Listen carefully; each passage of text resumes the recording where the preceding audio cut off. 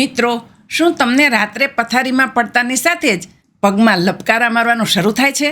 શું તમારા પગના તળિયામાં એવી બળતરા થાય છે કે જાણે કોઈએ લાલ મરચું ભભરાવ્યું હોય? અથવા તો થોડું ચાલતા જ પગ ભારે થઈ જાય અને શ્વાસ ચડી જાય? જો તમારો જવાબ હા છે તો સાવધાન થઈ જજો. આ કોઈ સામાન્ય થાક નથી. આ નિશાની છે કે તમારા શરીરની, ખાસ કરીને પગની નસો બ્લોક થઈ રહી છે. લોહીનું પરિભ્રમણ અટકી રહ્યું છે. આજે હું તમને જે ઉપાય બતાવવા જઈ રહી છું તે કોઈ સાંભળેલી વાત નથી. આ એક અજમાવેલો નુસ્ખો છે. વાત કરું મારી એક મિત્રની, 52 વર્ષના ભાવનાબેનની. ભાવનાબેન સુરતના રહેવાસી છે. છેલ્લા 3 વર્ષથી તેમને પગમાં એટલો સોજો રહેતો કે ચપ્પલ પહેરવા પણ મુશ્કેલ હતા. રાત્રે પગની પિંડીઓમાં એટલો દુખાવો થાય કે પતિએ રોજ પગ દબાવવા પડે તો જ માંડ 1 કલાક ઊંઘ આવે.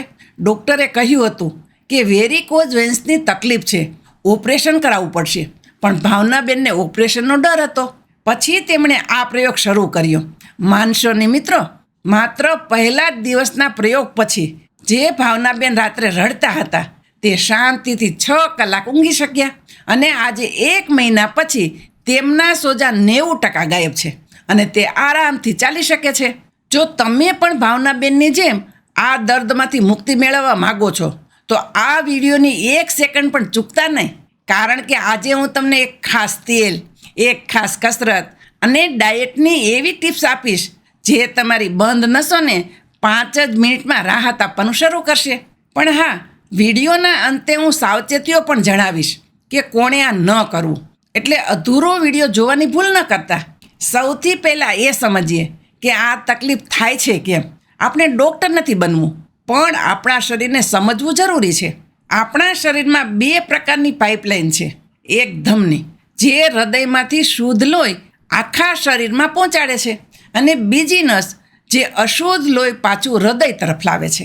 હવે વિચારો, ગુરુત્વાકર્ષણને કારણે લોહી નીચે પગ તરફ તો સરળતાથી જાય છે, પણ પગથી પાછું ઉપર હૃદય તરફ ચઢવું અઘરું છે. જ્યારે આપણી ઉંમર વધે, વજન વધે અથવા તો આપણે લાંબો સમય ઊભા કે બેસી રહીએ ત્યારે પગની નસોના વાલ્વ નબળા પડી જાય છે. પરિણામે ખરાબ લોહી ઉપર ચઢવાને બદલે ત્યાં જમા થવા લાગે છે.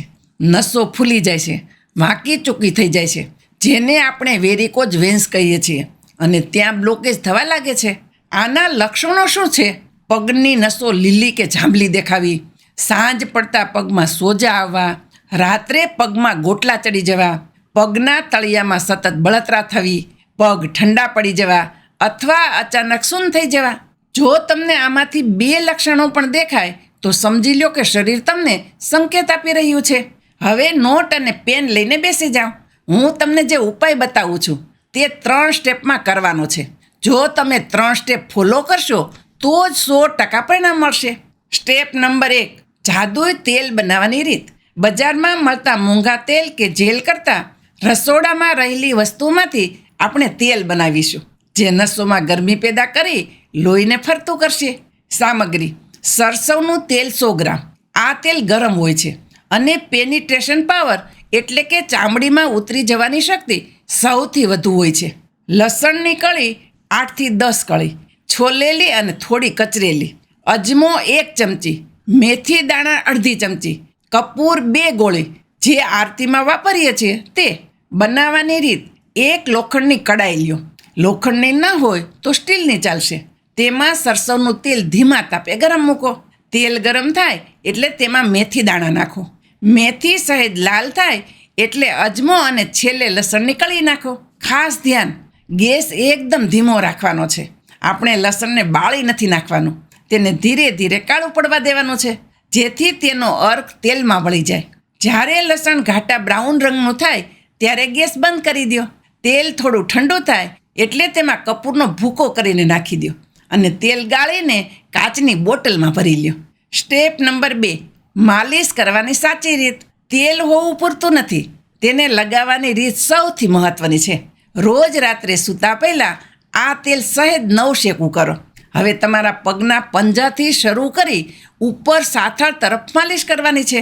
મહત્વનું, હંમેશા નીચેથી ઉપર તરફ માલિશ કરો. ક્યારેય ઉપરથી નીચે ઘસવું નહીં, કારણ કે આપણે જમા થયેલા લોહીને હૃદય તરફ ધકેલવાનું છે. હળવા હાથે 10 મિનિટ સુધી માલિશ કરો. જ્યાં નસો ફૂલેલી દેખાય છે ત્યાં દબાણ આપવું નહીં, માત્ર હળવેથી તેલ લગાવવું. સ્ટેપ નંબર 3, 5 મિનિટનો જાદુઈ પ્રયોગ. માલિશ કર્યા પછી તરત ઊભા નથી થવાનું. પલંગ પર સૂતા સૂતા જ તમારા બંને પગ દિવાલના ટેકે ઉપર કરો. તમારું શરીર અને પગ 90 ડિગ્રીના ખૂણે એટલે એલ શેપ હોવો જોઈએ. આ સ્થિતિમાં માત્ર 5 થી 10 મિનિટ સૂઈ રહો. આનાથી શું થશે? આખો દિવસ ગુરુત્વાકર્ષણને કારણે જે લોહી પગમાં જમા થયું હતું તે તરત જ પાછું ફરશે.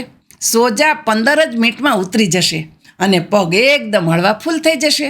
આ ક્રિયા દરમિયાન પગના પંજાને તમારી તરફ ખેંચો અને છોડો, ખેંચો અને છોડો. આ કરવાથી પિંડીના સ્નાયુઓ પંપ જેવું કામ કરશે. વિભાગ 4, ખાણીપીણીમાં ફેરફાર. મિત્રો, બહારથી તેલ લગાવ્યું પણ અંદરથી લોહી જાડું હશે તો નસો બ્લોકેજ રહેશે. લોહી પાતળું કરવા અને નસોની દિવાલ મજબૂત કરવા આટલું કરો. તજ અને આદુનો ઉકાળો. સવારે ઉઠીને ચા પીવાને બદલે 1 કપ પાણીમાં નાનો ટુકડો તજ અને આદુ ઉકાળીને પીવો. આ કુદરતી બ્લડ થિનર છે. અળસી. જમ્યા પછી 1 ચમચી શેકેલી અળસી મુખવાસ તરીકે ખાઓ. તેમાં રહેલું ઓમેગા 3 ફેટી એસિડ નસોની લવચિકતા વધારે છે. પાણી. દિવસમાં 3 થી 4 લીટર પાણી પીવો. ડિહાઇડ્રેશનથી લોહી જાડું થાય છે. મીઠું ઓછું કરો.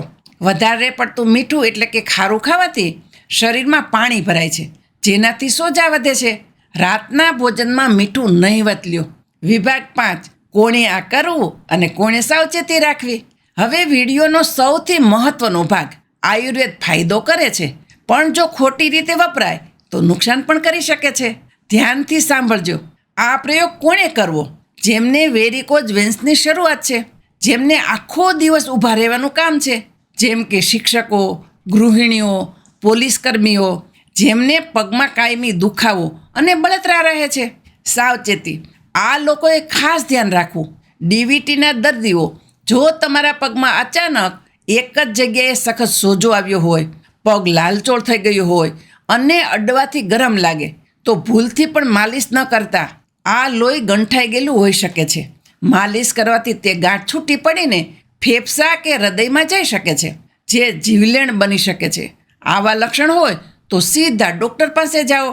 ડાયાબિટીસના દર્દીઓ, જો તમને ડાયાબિટીસ હોય અને પગમાં કોઈ ઘા કે ઈજા હોય તો તેલ લગાવતા પહેલાં ડૉક્ટરને પૂછો. અને ગરમ પાણીનો શેક કરતી વખતે ધ્યાન રાખવું, કારણ કે ડાયાબિટીસમાં ચામડી બળી જાય તો પણ ખબર નથી પડતી. સગર્ભા બહેનો. પ્રેગ્નન્સીમાં પગમાં સોજા આવવા સામાન્ય છે, તો સગર્ભા બહેનોએ જેટલું તમારા ડૉક્ટર કહે તેટલી જ વસ્તુ કરવી જોઈએ. આમાંથી એક પણ વસ્તુ પોતાની રીતે ના કરવી જોઈએ. ડૉક્ટર પાસે તાત્કાલિક ક્યારે જવું? જો પગનો રંગ કાળો પડવા લાગે, જો પગમાં પડેલું ચાંદું કે ઘા રૂઝાતું ન હોય, જો અચાનક શ્વાસ લેવામાં તકલીફ થાય અને છાતીમાં દુખાવો થાય, આ પગની નસ બ્લોક હોવાની આડઅસર હોઈ શકે છે. મિત્રો, શરીર ભગવાને આપેલી અમૂલ્ય ભેટ છે. ગાડીમાં પેટ્રોલ ખરાબ પુરાવીએ તો એન્જિન બગડે, એમ શરીરમાં ખોટું ખાઈએ અને ધ્યાન ન રાખીએ તો નસો બગડે. આજે જ આ તેલ બનાવો. આજ રાતથી જ દિવાલ પર પગ રાખીને સૂવાનો પ્રયોગ શરૂ કરો. હું તમને ગેરંટી આપું છું, 7 દિવસમાં તમે આ વિડીયો પર આવીને કોમેન્ટ કરશો કે શારદાબેન, મને નવું જીવન મળ્યું છે. આ વિડીયો બનાવવાનો હેતુ માત્ર માહિતી આપવાનો નથી, તમને સાજા કરવાનો છે. જો તમને આ માહિતી સાચી અને ઉપયોગી લાગી હોય તો તમારા સગા સંબંધીઓ સાથે શેર કરજો. કોને ખબર તમારો એક શેર કોઈને ઘણો ઉપયોગી થાય. તમને સ્વાસ્થ્યને લગતી બીજી કઈ તકલીફ છે? કોમેન્ટમાં લખો, હું તેના પર ચોક્કસ વિડીયો બનાવીશ.